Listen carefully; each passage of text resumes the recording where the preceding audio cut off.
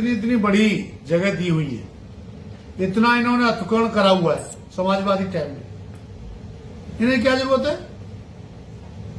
और जो हमारी होली और दिवाली जो मनाई जाती है हिंदुओं की, वो हमारी होली बिल्कुल घर घर मनाई जाती है।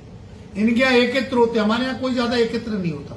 गली में घूमते हुए, घर घर जाकर, गले मिलकर, ये इस तरह का मनाई जाती है। हमारे यहाँ इस तरह नहीं मनाई जाती जिस तरह से इनका कौन सा त्योहार बता रहे हो वो आता है।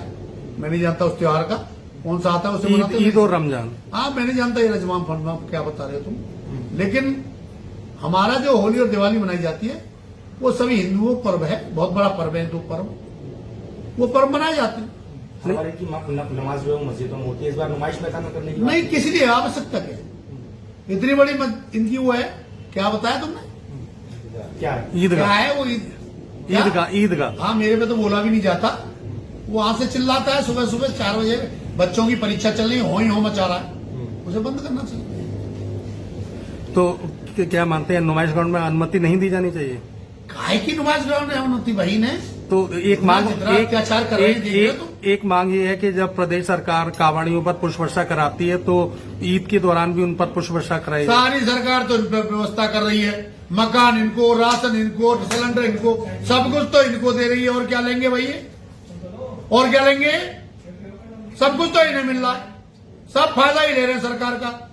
एम्स में चले जाओ, मेडिकल में चले जाओ, मलखान में चले जाओ, किसी में सब सारे यही ले रहे हैं व्यवस्था। सारी सरकारी व्यवस्थाओं का अगर कोई फायदा ले रहा है तो मुसलमान ले रहा है सबसे ज्यादा।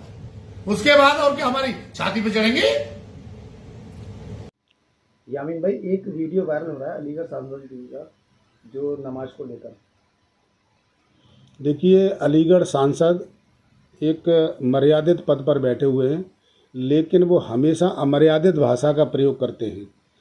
अभी ही बयान नहीं है, इन्होंने हमेशा जो है अमर्यादित बयान दिया है और हमेशा बेहुदा बयान देते हैं। एक सांसद पद एक ज़िले का सर्वोच्च पद होता है और जो आदमी सबसे बड़ी जो संवैधानिक संस्था है उस पार्लियामेंट का मेंबर है, उसके मुंह से ऐसी भाषा अच्छी नहीं लगती। और सांसद जी कह रहे हैं कि क्या रमज़ान, क्या अजान और क्या ईद है, ये मैं नहीं जानता। तो मैं सांसद जी से कहना चाहता हूँ कि आप जब इतने बड़े पद पर बैठे हैं तो आपको ये जानकारी नहीं। आज सोशल मीडिया के माध्यम से तमाम हिंदू, मुस्लिम, सिख, ईसाई सभी इस गंगा जमुनी तहजीब के शहर में सभी एक दूसरे के त्यौहार के बारे में जानते हैं।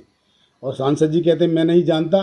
तो सांसद जी की पार्टी के अल्पसंख्यक मोर्चा के और तमाम उनके कैबिनेट मंत्री और तमाम राज्य मंत्री ये रोज़ा अफ्तारों के आयोजन करा रहे हैं, उन रोज़ा अफ्तारों में जा रहे हैं। और उनके आका नरेंद्र मोदी जी कहते हैं सबका साथ, सबका विकास, सबका विश्वास। इधर अलीगढ़ के सांसद कह रहे हैं मैं कुछ नहीं जानता। रही बात, वो कहते हैं कि नुमाइश में नमाज पढ़ने की क्या ज़रूरत है, इकट्ठा नमाज पढ़ने की क्या ज़रूरत है। तो मैं उनसे पूछना चाहता हूँ कि रावण का मेला और रावण का पुतले का दहन हर हिंदू समाज अपने अपने घर में कर ले, क्या ज़रूरत है नुमाइश ग्राउंड में इकट्ठा होने की?